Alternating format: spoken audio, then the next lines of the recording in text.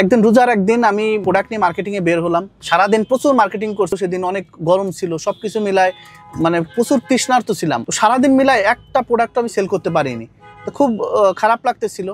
তো ইফতারি করার পর অনেকেই জানেন আড্ডা দেয়, তো একটা ভ্যানের উপর অনেকে বসেছিল। তখন আমি ওখানে যে যখন কথা বললাম, বলার পর নামাজ টামাজ পড়ে যখন ওদের সাথে বসলাম, কথা বলার সাথে সাথে আমার ওখান থেকে প্রায় 8-9 পিস বিক্রি হলো। তাতে আমার প্রায় ওখান থেকে 2000 টাকার মতো লাভ হলো। তো একই সাথে ওরা আমার নাম্বার নিল, অনেক ক্লায়েন্ট আমার বাসায় আসা শুরু হলো। এই যে বিষয়টা, মানুষ হতাশ হওয়া যাবে না। একটা সারাদিন কোনো সেল হয় নাই, রোজা থেকে একটা পয়সা সেল করতে পারিনি, কিন্তু রোজার মানে ইফতারি পরই আমার কিন্তু 2000 টাকা সেল হয়েছে, মানে 2000 টাকা আমার লাভ হয়েছে। তাহলে আমার সেল কিন্তু 5-6 হাজার টাকার মতো তখন আসছে।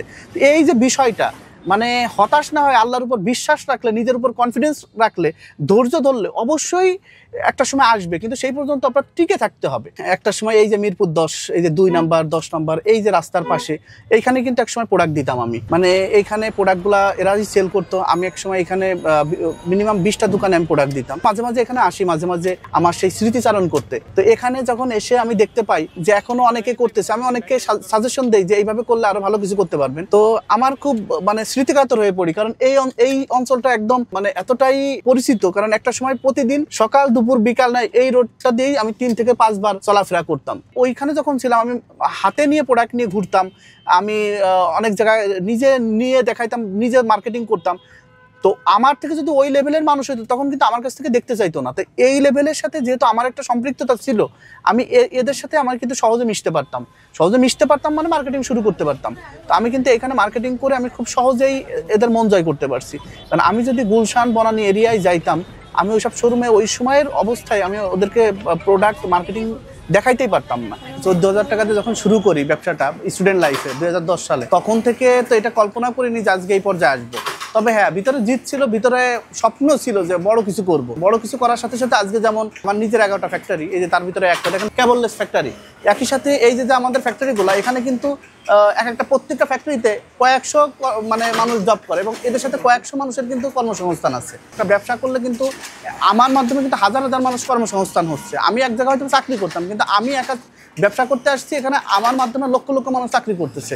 তো এটা আমি এই পথটা যদিও খুবই অমসৃণ ছিল, মসৃণ ছিল না, কিন্তু আমি বুঝি যে একটা মানুষ যদি মন থেকে চাই, অবশ্যই সে অনেক কিছু করতে পারে। জীবন উন্নতি করতে হলে তার ডিকশনারি থেকে একটা জিনিস বাদ দিতে হবে। ধরি, বুঝি নাই, জানি না, বুঝতে পারিনি, আর হবে না, সরি, এবার মতো ক্ষমা করে দেন, এই শব্দগুলো বাদ দিতে হবে।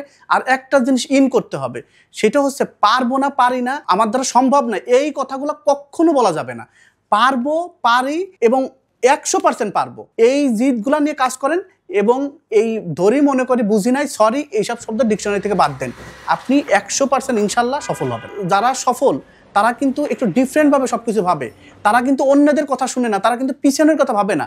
তাদের একটাই মাথার ভিতর থাকে, কিভাবে নিজেকে সফল করব, কিভাবে অন্যকে সফল বানাবো। এই জিনিসটা নিয়েই কিন্তু তারা এগিয়ে যায়। আর এগিয়ে যায় বলেই দিন শেষে সেও সফল হয়, অন্যরা সফল হওয়া মানে সে সফল হওয়া। এই যে আমাদের যে প্রোডাক্টগুলা যে যাইতেছে, এই যে ফিনিশিং হয়ে, এই যে বোর্ড হচ্ছে, এই যে ফিনিশিং করতেছে, হ্যাঁ, এই যে এই পাশে চেকিং করতেছে, কিউসি করতেছে।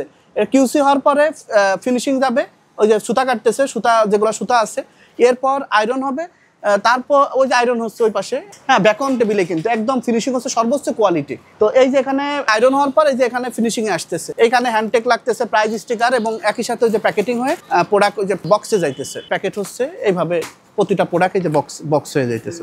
যেহেতু আমি কখনো চাকরি করিনি, ব্যবসা শুরু করি, তো এই ব্যবসা করতে এসে যেটা আমার জন্য মানে যে কষ্টটা হয়, সেটা হচ্ছে আমার প্রচুর শিখতে হয়েছে। আর শিখতে গেলে কিন্তু আপনার নিজেকে ইনভেস্ট করতে হয়, মানে অনেক কিছু লস হয়, আর লস দিয়ে শিখতে হয়েছে। যেহেতু আমি শেখা হয়েছে, তো আমার সময় লাগছে, এবং আমি প্রচুর পরিশ্রম করছি এটার জন্য, এবং সময় দেওয়া হয়েছে।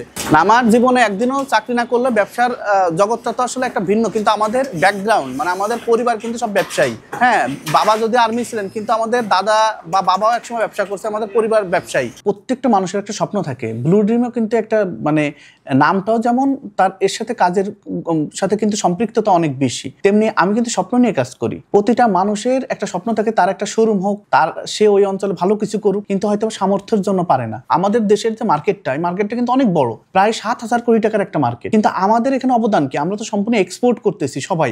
দেশকে নিয়ে কিন্তু ওইভাবে ভালো কোনো কোম্পানি ভাবতেছে না, নিজে খুচরা সেল করতেছে। কিন্তু আমাদের দেশে যে হোলসেল মার্কেটটা আছে, এই মার্কেটে কিন্তু কোনো ভালো কোনো কোম্পানি নেই, কর্পোরেট কোম্পানি নেই, হয়তো দোকান আছে অনেক। তো আমার মনে হলো যে এক জায়গায় যদি আমি 48টা বা 50টা আইটেম করতে পারি, এবং ছেলেদের কিন্তু আমাদের এখানে প্রায় 48 থেকে 50টা আইটেম একই সাতার নিচ্ছে। আমরা আসলে শুরুতে আমার বিজনেসটা একদমই জিরো থেকে শুরু হয়। আমি স্টুডেন্ট লাইফ থেকে 2010 সালে পড়াশোনার পাশাপাশি কিন্তু শুরু করি। এখন আমাদের সর্বশেষ 11টা আমাদের ফ্যাক্টরি আছে নিজেদের।